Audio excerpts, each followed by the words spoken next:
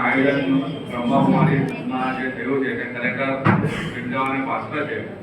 કારણ કે ધાર્મિક પ્રવૃત્તિઓ તો ઘણી થતી હોય, પણ ધાર્મિક પ્રવૃત્તિ સાથે સમાજ સેવાને પણ આવરી લે એટલે ખરેખર તાનાવાળાની જેમ કાપડ મજબૂત બને, તાનાવાળા મજબૂત હોય તો કાપડ મજબૂત થાય.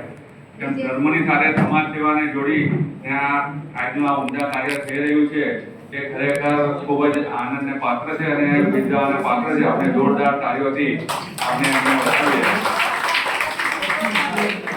અને આપણી સોસાયટીમાં થાય એ ખરેખર મોરપીચ સમાન છે.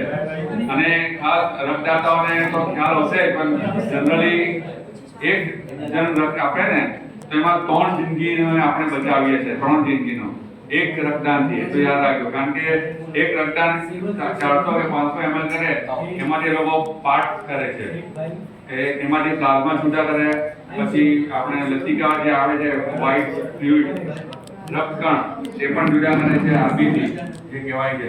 એટલે આપણે એક રક્તદાન એકવાર કરીએ છીએ પણ 3ની જિંદગી બચાવીએ છીએ.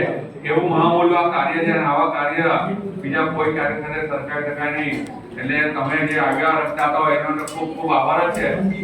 મને જ્યારે ટેન્થ મુકાવી ને ત્યારે ટેન્થનું જે મુકાવી તેનું દુઃખ નહીં રહેલું, પણ સૌથી વધુ મોટું દુઃખ એ થયું કે હવે કોઈ રક્તદાન નહીં કરી શકે. એ મારા માટે ખરેખર એ દિવસ જ્યારે પણ હું રક્તદાનમાં જાઉં ને આવા કોઈ પણ કાર્યક્રમમાં ત્યારે મને આમ થોડી મનમાં એ થાય છે કે હું રક્તદાન કરી શકતો નથી.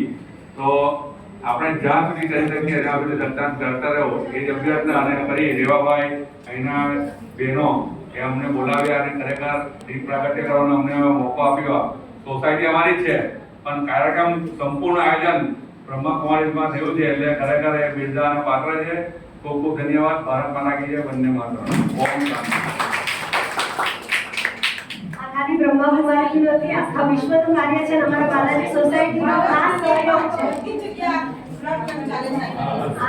અત્યાર સુધી ખુશખબરી છે કે 50,000 યુનિટ કમ્પ્લીટ થયા છે 2 દિવસમાં.